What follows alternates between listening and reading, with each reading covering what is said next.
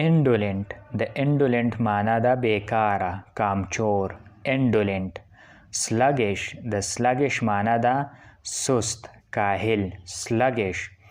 برایټ د برایټ معنا ده روښانه برایټ.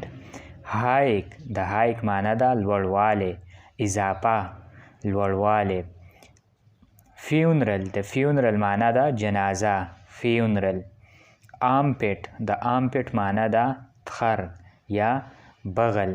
پرسپریشن د پرسپریشن مطلب دی خوله. په ګرمۍ کې چې په انسان کومه خوله راځي هغې ته پرسپریشن وایي او سویټ ورته هم وایي.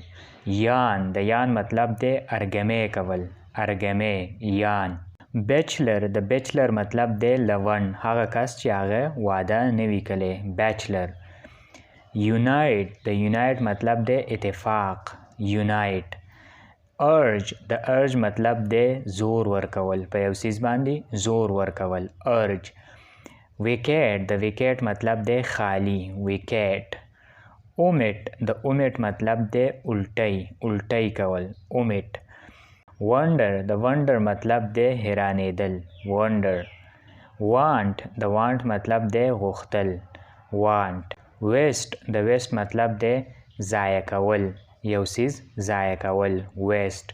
واچ د واچ مطلب دی کتل د سکرین په ذریعه کتل.